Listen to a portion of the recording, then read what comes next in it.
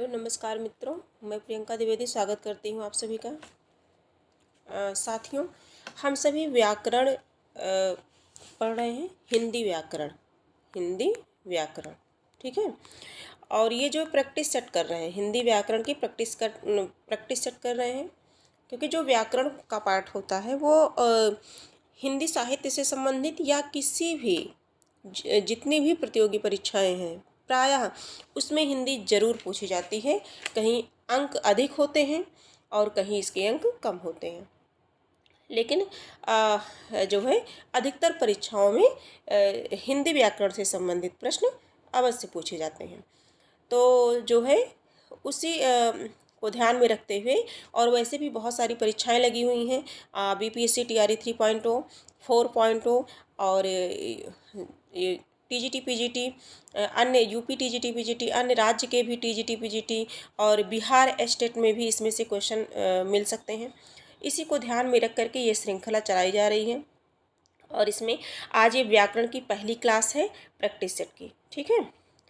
और किसी भी एग्ज़ाम की तैयारी के लिए जो प्रश्न PYQ हैं, जो विभिन्न प्रतियोगी परीक्षाओं में पूछे गए हैं, उनको पढ़ना विद्यार्थियों के लिए आवश्यक हो जाता है, क्योंकि जो प्रश्न पूछे गए हैं वो किसी ना किसी एग्ज़ाम में जो पूछे गए हैं वो उनकी आने की संभावना होती है। इसलिए सबसे पहले हमें उन पे फोकस करना चाहिए। तो इस क्रम में हम देखते हैं, पहला प्रश्न है हमारा, जिस शास्त्र में शब्दों के शुद्ध रूप और प्रयोग के नियमों का निरूपण होता है उसे क्या कहते हैं? जिस शास्त्र में शब्दों के शुद्ध रूप और प्रयोग के नियमों का निरूपण होता है उसे क्या कहते हैं? ऑप्शन ए पिंगल शास्त्र, बी है भाषा शास्त्र, सी है व्याकरण, डी है उपयुक्त में से कोई नहीं। 2012 प्रवक्ता परीक्षा में ये प्रश्न आया हुआ है। तो सी है व्याकरण। क्या कहते हैं उसे? व्याकरण कहते हैं। जिस शास्त्र में शब्दों के शुद्ध रूप, देखिए, और प्रयोग के नियमों का निरूपण होता है, तो किस में होता है? ये व्याकरण में होता है ना। तो राइट आंसर हमारा सी हो जाएगा। अगला प्रश्न है, और व्याकरण के बारे में जान लेते हैं। व्याकरण विधन आधन करण, मतलब वी प्लस आ प्लस करण का अर्थ है विशेष रूप से व्याख्यान करना होता है। व्याकरण का मतलब क्या होता है? व्याख्यान करना। व्याकरण को किसी भाषा के लिखित और बोलचाल के रूपों को यथार्थता समझाने वाला शास्त्र कहते हैं। इसमें शब्दों के शुद्ध रूप और प्रयोग के नियमों का निरूपण होता है। अब अगला प्रश्न है संज्ञा। अब संज्ञा से जितने प्रश्न पूछे गए हैं प्रतियोगी परीक्षाओं में उन्हें हम देखते हैं। संज्ञा, आपका घर जिस शहर में है उस शहर का नाम संज्ञा का कौन सा भेद सूचित करता है? जैसा कि जानते हैं संज्ञा कितने प्रकार की होती है? 3 प्रकार की होती है ना। व्यक्तिवाचक, जातिवाचक और भाववाचक। ठीक है। और इस प्रकार से देखते हैं हम इसे कि जो है घर, आपका घर जिस शहर में है उस शहर का नाम क्या है? उस शहर का नाम संज्ञा का कौन सा भेद सूचित करता है? तो इसमें देखते हैं हम, ऑप्शन ए है व्यक्तिवाचक, बी है जातिवाचक, सी है समूहवाचक और डी है भाववाचक संज्ञा। ठीक है। तो इसका जो राइट आंसर है वह है व्यक्तिवाचक संज्ञा। क्या है? व्यक्तिवाचक संज्ञा। जिस शब्द से किसी वस्तु या व्यक्ति का बोध हो उसे व्यक्तिवाचक संज्ञा कहते हैं। जैसे राम हो गया, गांधी जी हो गया, है ना, गांधी जी हो गया, गंगा हो गया, काशी हो गया आदि। गांधी जी कहने से व्यक्ति का, यानी कि महात्मा गांधी, तुरंत समझ जाएंगे कि गांधी जी यानी कि महात्मा गांधी। गंगा कहने से एक नदी का, काशी कहने से एक शहर का बोध हो रहा है, इसलिए ये क्या है? व्यक्तिवाचक संज्ञा है। बड़े बड़ाई ना करें, बड़े न बोले बोल, रहीमन हीरा कब कहे लाख टके का मोल। रहीम दास द्वारा लिखित इन पंक्तियों में बड़े शब्द का प्रयोग किस रूप में हुआ है? ऑप्शन ए है विशेषण, ऑप्शन बी है संज्ञा, सी है सर्वनाम और डी है क्रिया विशेषण, है ना। तो बड़े शब्द का जो प्रयोग है वो किसके रूप में हुआ है? संज्ञा के रूप में। किसके रूप में हुआ है? संज्ञा के रूप में हुआ है। रहीम द्वारा लिखित पंक्तियों में बड़े शब्द का प्रयोग किसके रूप में हुआ है? संज्ञा के रूप में हुआ है। ठीक है। आगे डिटेल में पढ़ लेते हैं, स्पष्ट हो जाएगा। रहीम द्वारा लिखित जो है बड़े शब्द का प्रयोग संज्ञा के रूप में, जो संज्ञा सर्वनाम की विशेषता बताए उसे विशेषण कहते हैं, है ना। उपयुक्त पंक्ति में बड़ाई हो गया, बोले बोल, बड़े शब्द की विशेषता बता रहा है। किसकी विशेषता बता रहा है? बड़े, बड़ाई जो है क्या है? बड़े बोले बोल, है ना। बड़े शब्द की क्या बता रहा है? विशेषता बता रहा है, इसलिए ये क्या हुआ? बड़े शब्द क्या हुआ, संज्ञा है और संज्ञा की क्या बताई जा रही है, विशेषता बताई जा रही है। बड़ाई क्या है, विशेषण है, ठीक है, और बड़े क्या है, संज्ञा है। इस प्रकार से राइट आंसर हमारा बी हो जाएगा। अब अगला प्रश्न देखते हैं, प्रश्न संख्या 3 है, द्वार द्वार भटकना में प्रयुक्त दुरुक्ति द्वार द्वार है, ठीक है। ऑप्शन ए है पारस्परिक संबंध बताने के अर्थ में, बी है अतिशयता प्रकट करने के अर्थ में, सी है भेद बताने के अर्थ में, डी है समग्रता प्रकट करने के अर्थ में।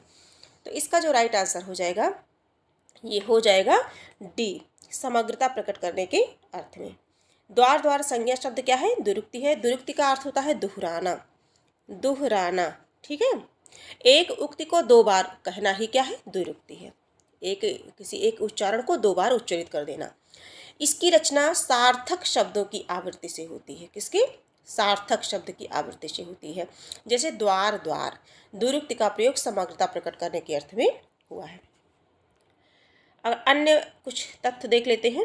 दुरुक्ति विभिन्न अर्थों का द्योतक है जो इस प्रकार है। पारस्परिक संबंध बताने वाले अर्थ में भाई भाई का प्रेम, अतिशयता प्रकट करने के अर्थ में दाने दाने का मोहताज काले काले बाल, ठीक है। ऐसा शब्द हो जिसका अर्थ निकले, जैसे काले काले बाल, दाने दाने, है ना, भाई भाई। भेद बताने के अर्थ में रंग रंग के फूल, नए नए खेल। एक जाति होने के अर्थ में छोटे छोटे लड़के। अभाव के अर्थ में छोटी छोटी वस्तु, फीका फीका रंग। निश्चय के अर्थ में आएगा जाएगा, ठीक है। संज्ञाओं के साथ आने वाली विभक्तियों को क्या कहा जाता है, इस प्रकार से देखेंगे।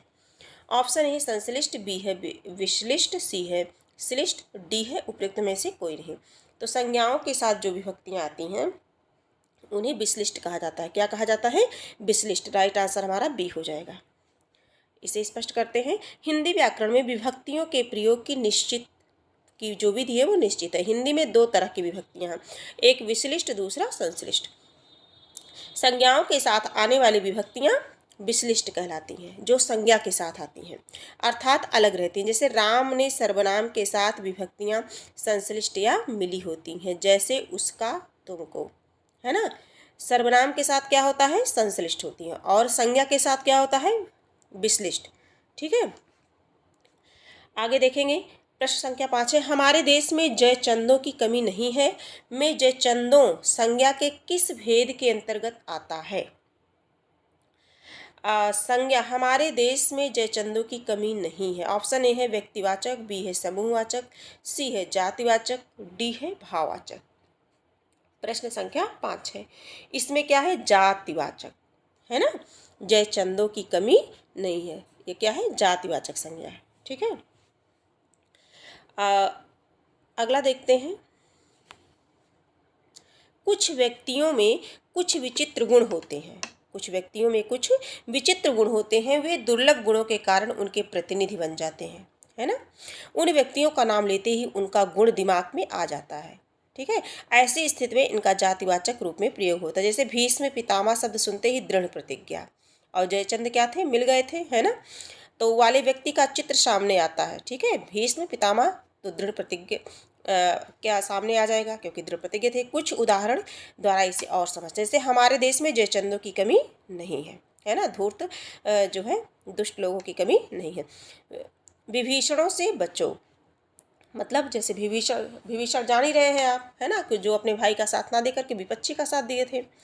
कलयुग में भी हरिश्चंद्रों की कमी नहीं। हरिश्चंद्र यानी कि सत्यवादी हरिश्चंद्र तुरंत आ गया। तो कुछ ऐसे व्यक्ति होते हैं जिनका नाम लेने से उनके गुणों की याद आ जाती है, उनके गुण जो है सामने आ जाते हैं, ठीक है। तो वह तो एकलव्य है, गुरु के लिए कुछ भी कर सकता है, ठीक है। इस तरह से शायद आपको समझ में आ गया होगा। उपयुक्त उदाहरणों में जयचंद विश्वासघात, विभीषण देशद्रोही, है ना, एकलव्य गुरु भक्ति के प्रतिनिधि के रूप में प्रतिष्ठित प्रयुक्त हुआ है। इनमें से प्रश्न संख्या 6 है, इनमें से भाववाचक संज्ञा है। ऑप्शन ए है तप, बी है तीर, सी है भरत, डी है चिंता, है ना। प्रश्न संख्या 6, इनमें से जो है भाववाचक है, तो चिंता क्या है, भाववाचक है। चिंता क्या है, भाववाचक। राइट आंसर डी हो जाएगा, राइट आंसर डी हो जाएगा। जिस शब्द से किसी वस्तु या व्यक्ति के गुण, दशा, भाव, धर्म, स्वभाव इत्यादि का बोध होता है उसे भाववाचक संज्ञा कहते हैं। जैसे दया, क्रोध, चिंता, ममत्व, मनुष्यता, लड़कपन इत्यादि। राष्ट्र की भाववाचक संज्ञा है। ऑप्शन ए है राष्ट्रीय, ऑप्शन बी है राष्ट्रीय, सी है सौराष्ट्र, डी है राष्ट्रीयता। तो राष्ट्र की जो भाववाचक संज्ञा है वो क्या है? राष्ट्रीयता है। क्या है? राष्ट्रीयता है। राइट आंसर डी हो जाएगा। भाववाचक संज्ञाएं प्रायः 5 प्रकार के शब्दों से बनती हैं, जैसे जातिवाचक संज्ञा से, विशेषण से, सर्वनाम से, क्रिया से, अव्यय से। राष्ट्र एक जातिवाचक संज्ञा है, इसका भाववाचक संज्ञा में रूपांतर क्या है? राष्ट्रीयता है। राष्ट्र क्या है? एक जातिवाचक संज्ञा है। ठीक है। सुंदर की भाववाचक संज्ञा है। ऑप्शन ए है सुंदरता, बी है सौंदर्य, सी है केवल ए, डी है ए व बी दोनों। तो सुंदर की जो भाववाचक संज्ञा है वो क्या हो जाएगा? सुंदरता। क्या हो जाएगा? सुंदर की भाववाचक संज्ञा सुंदरता तथा सौंदर्य क्या हो जाएगा? दोनों। सुंदर तथा सौंदर्य दोनों। ठीक है, राइट आंसर हमारा डी हो जाएगा। अगला प्रश्न है, दासत्व किस प्रकार की संज्ञा है? ऑप्शन ए पदार्थवाचक, बी है व्यक्तिवाचक, सी है भाववाचक, डी है जातिवाचक। दासत्व जो है भाववाचक संज्ञा है। क्या है? भाववाचक संज्ञा है। दासत्व क्या है? भाववाचक संज्ञा है। ठीक है, दास से बना है दासत्व। अब देखते हैं अगला, आज गणित के अध्यापक ने कक्षा नहीं ली वाक्य में अर्थ के आधार पर वाक्य है। देखिए ये वाक्य से, आज्ञावाचक वाक्य, बी है निषेधवाचक वाक्य, सी है प्रश्नवाचक वाक्य, डी है इच्छावाचक वाक्य। फिर से वाक्य को पढ़ेंगे। आज गणित के अध्यापक ने कक्षा नहीं ली, वाक्य में अर्थ के आधार पर वाक्य है। नहीं ली का मतलब क्या है? निषेधवाचक हो गया। राइट आंसर बी हो गया। जिस वाक्य में किसी बात या कार्य के ना होने का बोध हो वह निषेधात्मक वाक्य होता है। प्रस्तुत वाक्य में क्या है? निषेधात्मक है। अब संज्ञा के बारे में हम लोगों ने पढ़ा, अब सर्वनाम के बारे में। सर्वनाम से संबंधित जितने प्रश्न बने हैं उन्हें देखते हैं। कतिपय हिंदी व्याकरणों द्वारा संज्ञा प्रतिनिधि शब्द का प्रयोग किसके लिए किया गया है? ऑप्शन ए है क्रिया के लिए, बी है विशेषण के लिए, सी है संज्ञा के लिए, डी है सर्वनाम के लिए। ये 2018 में ये प्रश्न बना था LT ग्रेड में। कतिपय हिंदी व्याकरणों द्वारा, प्रश्न संख्या जो है सर्वनाम से संबंधित जो है वो 1 है। अब तक के हम लोगों ने संज्ञा से बनने वाले 10 प्रश्नों को हम लोगों ने देखा। ठीक है, अब जो है देखते हैं कतिपय हिंदी व्याकरणों द्वारा संज्ञा प्रतिनिधि शब्द, ये बताना है किसके लिए प्रयोग हुआ है। तो ये है सर्वनाम के लिए। किसके लिए? सर्वनाम के लिए। सर्वनाम किसमें? डी में। राइट आंसर हमारा डी हो जाएगा। संज्ञा के स्थान पर प्रयुक्त होने वाले शब्द सर्वनाम कहलाते हैं, है ना, जो संज्ञा के बदले बोले जाएं। अर्थात सर्वनाम मतलब सब नामों के बदले जो बोले जाएं, ऐसे भी समझ सकते हैं। अतः सर्वनाम को कतिपय हिंदी व्याकरणों द्वारा संज्ञा का प्रतिनिधि कहा गया है। ठीक है। श्रोता के लिए किस सर्वनाम का प्रयोग किया जाता है? ऑप्शन ए है उत्तम पुरुषवाचक सर्वनाम, बी है मध्यम पुरुषवाचक सर्वनाम, सी है अन्य पुरुषवाचक सर्वनाम, डी है उपयुक्त सभी गलत है। तो इसका जो राइट आंसर है मध्यम पुरुष। श्रोता के लिए किस सर्वनाम का प्रयोग किया जाता है? जैसे मैं बोल रही हूँ और आप सुन रहे हैं, तो है ना, क्या हो गया? मध्यम पुरुष। मध्यम पुरुष है ना। जो है श्रोता के लिए जो है मध्यम पुरुषवाचक सर्वनाम का प्रयोग किया जाता है। इसे थोड़ा और अच्छे से समझेंगे। पुरुषवाचक सर्वनाम पुरुषों, स्त्री या पुरुष के नाम के बदले आते हैं। ठीक है। उत्तम पुरुष में लेखक या वक्ता आता है, जो उत्तम पुरुष होता है। देखिए पुरुष 3 होते हैं। कितने होते हैं? 3 होते हैं। एक हो गया उत्तम हो गया, दूसरा मध्यम, तीसरा अन्य पुरुष। तीसरा क्या है? अन्य पुरुष है। तो जो पुरुष जो है उत्तम पुरुष में सबसे पहले उत्तम आएगा। तो उत्तम पुरुष में लेखक और वक्ता मतलब बोलने वाला, है ना, और मध्यम पुरुष में पाठक या श्रोता आता है। अन्य पुरुष में अन्य लोग आते हैं। ठीक है। जैसे उत्तम पुरुष में मैं, हम, मुझे, मुझको, हमारा आएगा। तू, तुम, आप, तुझे, तुमको, तुम्हारा, ये मध्यम पुरुष हो गया। अन्य पुरुष में वाह, वे, या, ये, इसे, इसको, उसको, उसे इत्यादि अन्य पुरुष में आएंगे। ठीक है, इतनी जानकारी रखना आवश्यक है।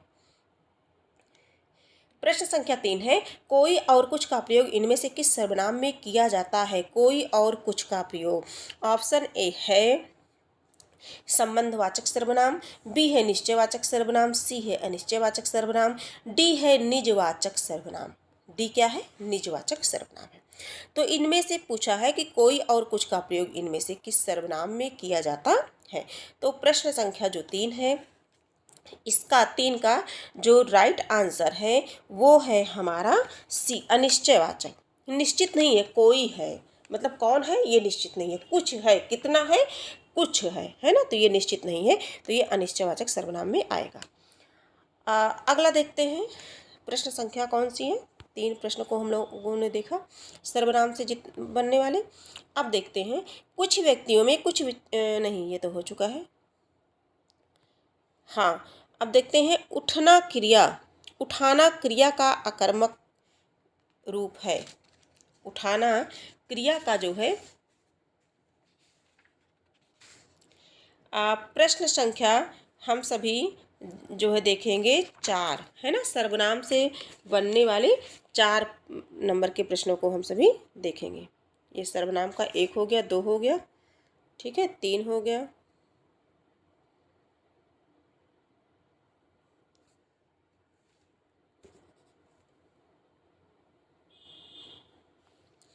ये जो है चौथा, ये क्रिया से संबंधित प्रश्न है ना।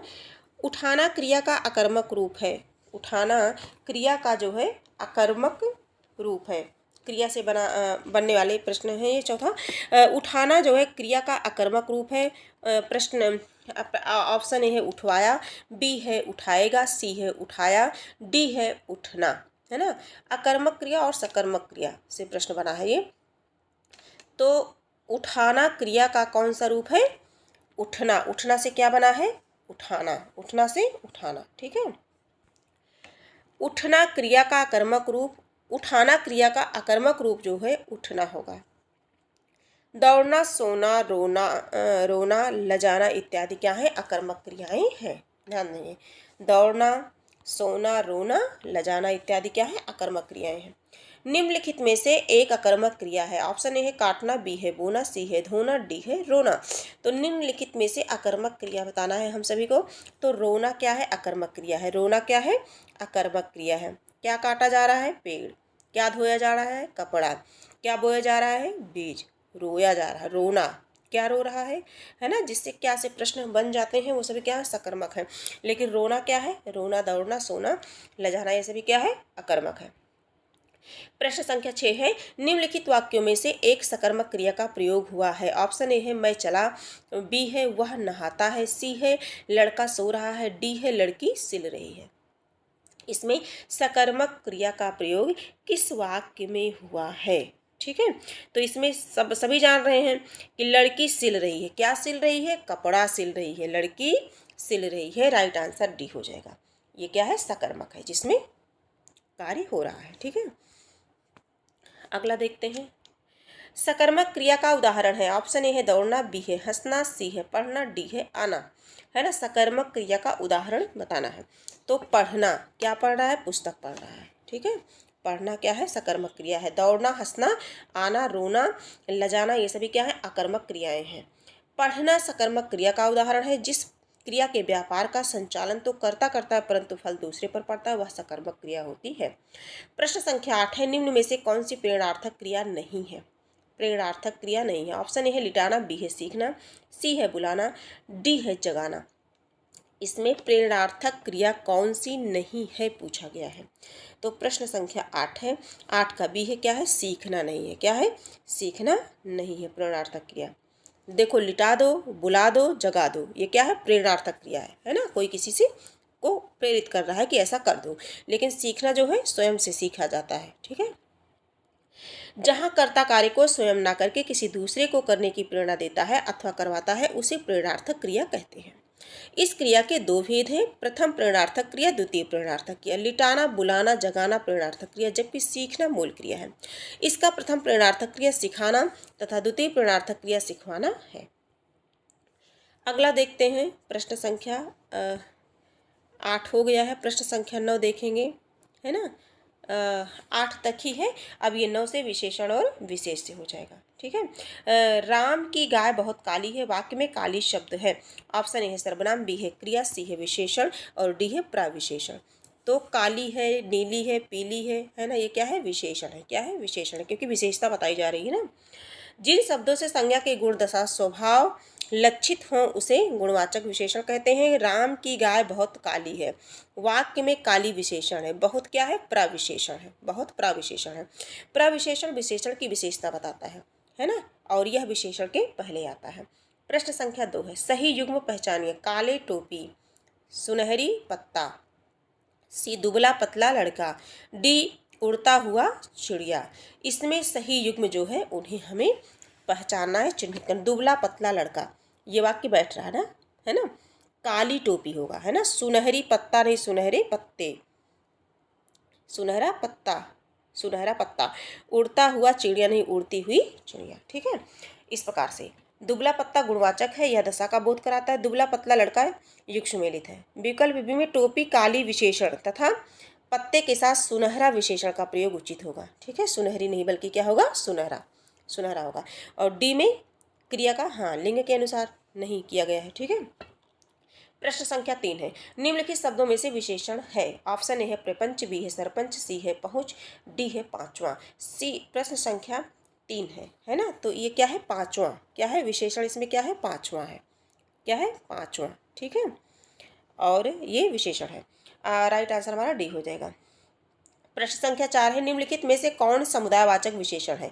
ऑप्शन ए है चौगुना, बी है चौथा, सी है चारों, डी है चार। तो निम्नलिखित में से कौन समुदायवाचक विशेषण है? समुदायवाचक विशेषण की बात हो रही है।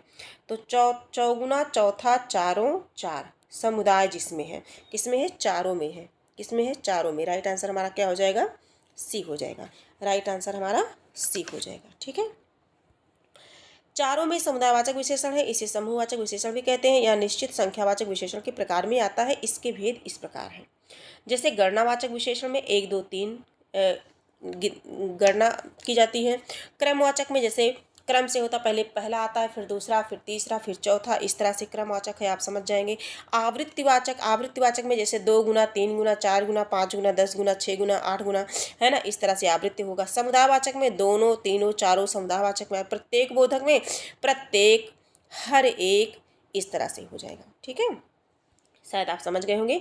इतना जो है 4 प्रश्न हम लोगों ने विशेषण के किए, और कुछ प्रश्न हम लोगों ने किसके किए? क्रिया के किए। और इसके पहले हम लोगों ने संज्ञा के किए, सर्वनाम के किए, विशेषण के किए, है ना। संज्ञा, सर्वनाम, क्रिया, विशेषण से संबंधित जो प्रश्न पूछे गए थे उनको हम लोगों ने जो है अध्ययन कर लिया है। शायद कुछ व्याकरण भी इसमें जो है आपका रिवीजन हो जा रहा होगा, है ना। संज्ञा, सर्वनाम, क्रिया, विशेषण, और इनसे परीक्षा में प्रश्न बनते ही बनते हैं। तो इस तरह से ये जो प्रैक्टिस सेट है, ये एक श्रृंखला चलाई गई है। और इसके साथ साथ आप अगर बीपीएससी टीआरई 3.0 4.0 की तैयारी करते हैं, उसके लिए भी प्रैक्टिस सेट चलती है इस चैनल पे। और इस चैनल के माध्यम से आर ओ मतलब यानी कि समीक्षा अधिकारी एवं सहायक समीक्षा अधिकारी, प्रारंभिक परीक्षा और मुख्य परीक्षा की भी तैयारी कराई जाती है। पूरा डिटेल में पढ़ाया जाता है और बिल्कुल निःशुल्क पढ़ाया जाता है। कैसे?